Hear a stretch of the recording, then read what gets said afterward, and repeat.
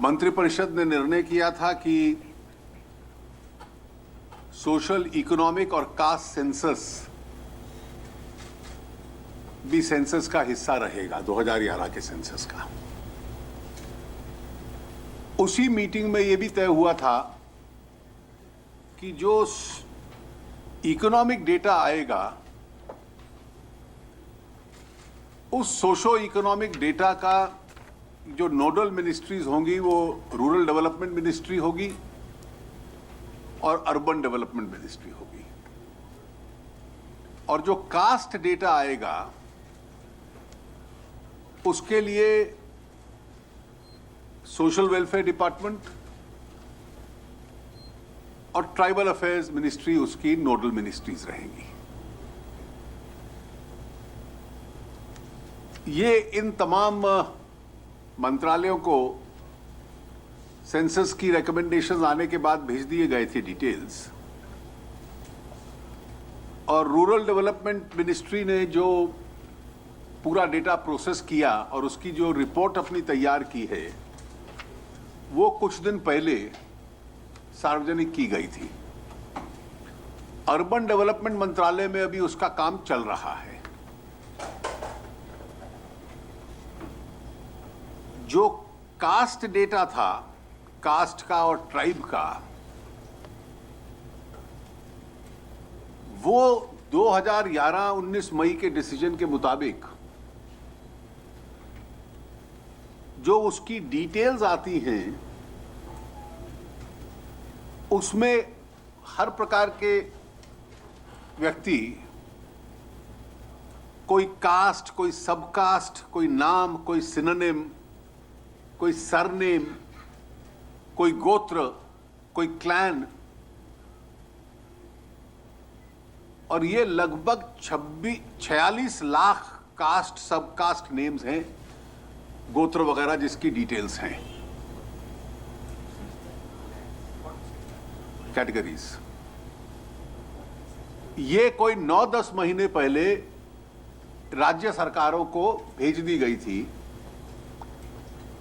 कि उनको आप क्लब कीजिए।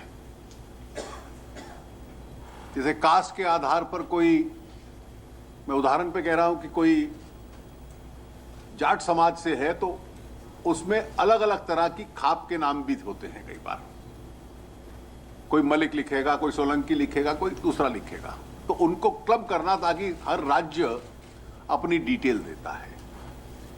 इस वक्त जो राज्यों के पास डिटेल है वो अपनी रिपोर्ट्स अब भेजेंगे। ये जो डेटा आएगा ये 19 मई 2011 का ही निर्णय था यूपीए सरकार का कि केंद्र में एक सब कमेटी बनेगी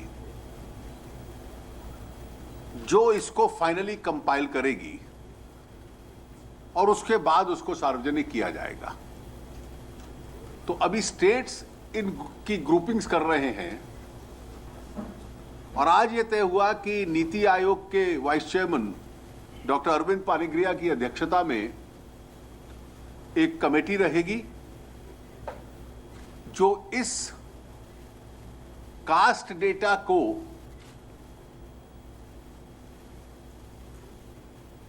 क्लासिफाई करेगी,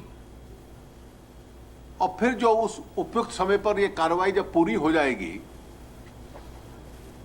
इसको सार्वजनिक किया जाएगा। अभी तक मैं बतला दूं कि अधिकतर राज्यों ने,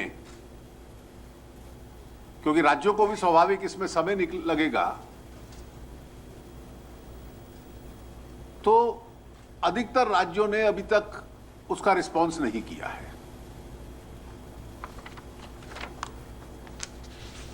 अन्य प्रमुख निर्णयों में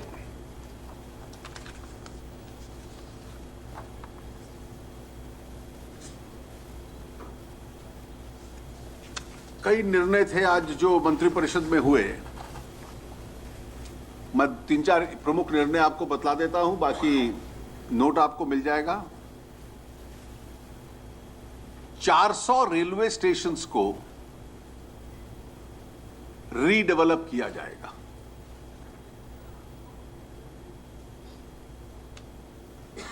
इस रीडेवलपमेंट की जो प्रक्रिया होगी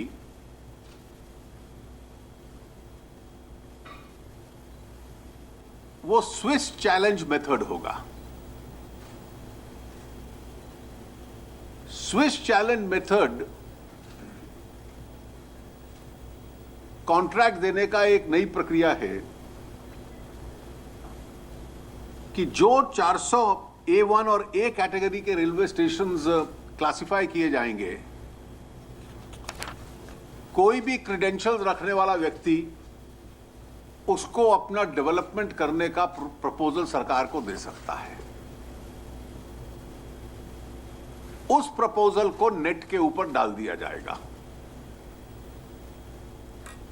और फिर कोई दूसरा व्यक्ति उसको इंप्रूव करना या उस प्रपोजल को बीट करना अपना वैकल्पिक सुझाव देगा। एक्सपर्ट कमेटी होगी जो बेस्ट प्रपोजल को स्वीकार करेगी और सार्वजनिक देगी, और जो ओरिजिनल प्रपोजल था उसको एक मौका मिलेगा कि उस प्रपोजल को स्वीकार करने का, if it is an improvement on his proposal. So there is a kind of an inter se improvement bidding.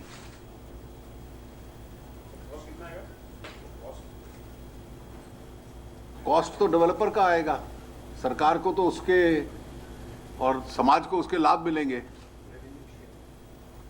वो रेवेन्यू शेयरिंग होगा, वो कैश देगा, वो स्पेस देगा। As a part of his proposal, he has to make that proposal first. Supposing he says, I will give you 70% of the space, somebody else says, I give you 75% of the space. This is my proposal for development. So this is the Swiss challenge methodology. So these 400 railway stations in virtually 400 centers of the country will become centers of developmental activity. Rail मंत्रालय और railway board अब इस प्रक्रिया को आगे लेकर जाएगा।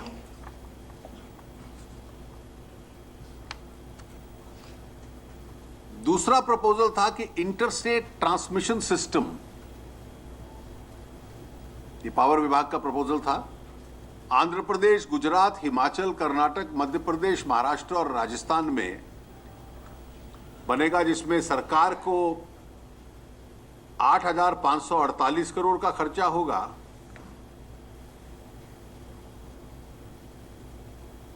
और एक कंट्रीब्यूशन होगा 3,419 करोड़ का क्लीन एनर्जी फंड से इस ट्रांसमिशन सिस्टम के लिए।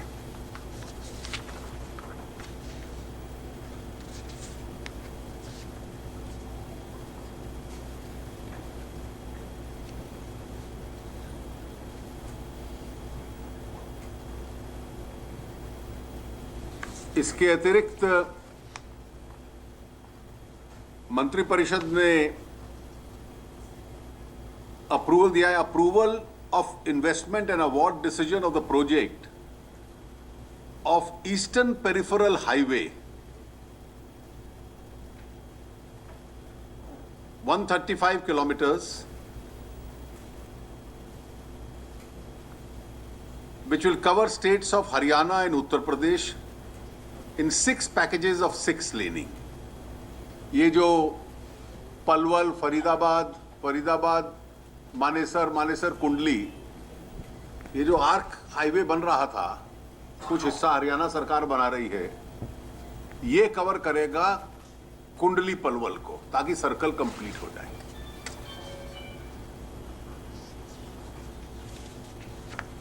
Recapitalisation of regional rural banks, ये जो योजना बनी थी सरकार की, उसकी अवधि काल समाप्त हो गया था, उसको 2016-17 तक और एक्सपैंड कर दिया गया है और 700 करोड़ रुपए का एडिशनल अमाउंट इसके लिए सैंक्शन किया गया है। 2 पैकेजेस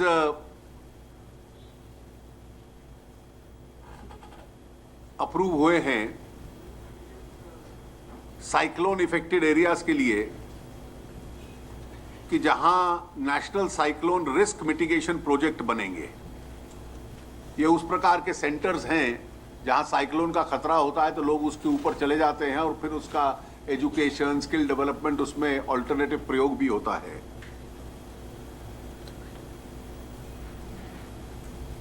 एक प्रोजेक्ट 2331 करोड़ का है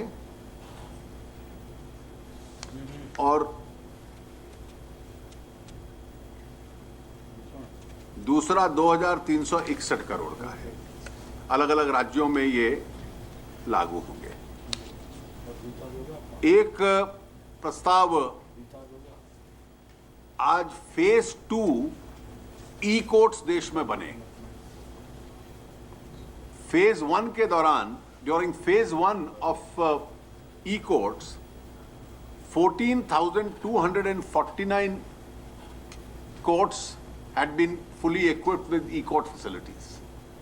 95% of that project has been implemented.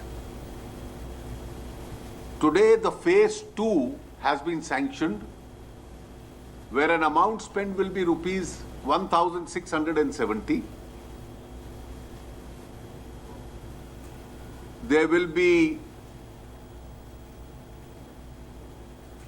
video conferencing facilities for recording of evidence in these courts. These will be electronically connected to jails. And this is implemented by the E-Committee of the Supreme Court, and funds will be made available to them, and this will complete the universal computerization of courts.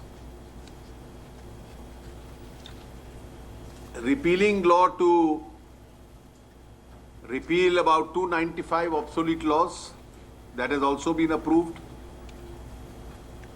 एक flood affected कारणों से जम्मू कश्मीर के लिए additional food grain relief at APL prices was sanctioned. One of the most important decisions in relation to the investment is the introduction of composite caps for simplification of foreign direct investments. ये जो FDI, FPI, NRI investment, ये अलग अलग classifications हैं, ये अब club हो जाएंगे और इनको अब कंपोजिट कैप के रूप में माना जाएगा। These are some of the important decisions.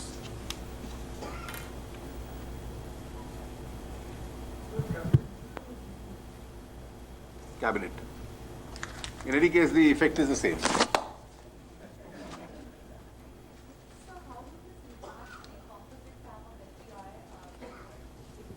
Well known that this is going to simplify the FDI regime.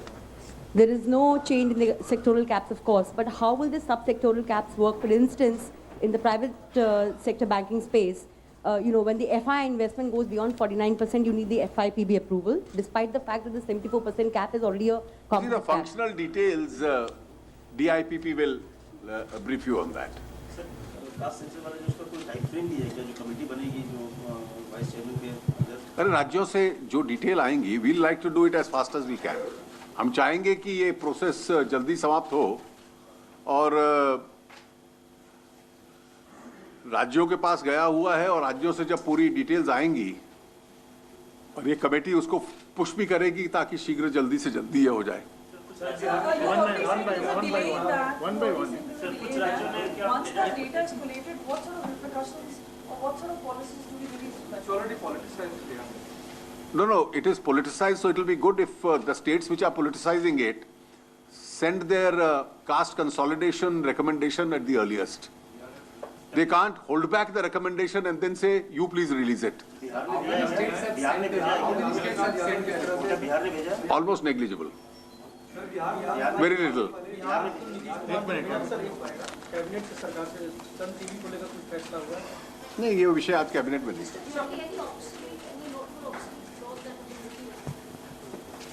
You see, these are a lot of obsolete laws. Some of them are amending acts, some of them are appropriation acts, which are just occupying the statute book and are no longer relevant. Pakistan से transition से तो sir तो वो विषय As a CA was minister, Pakistan has made some serious allegations of sending drones to Pakistan.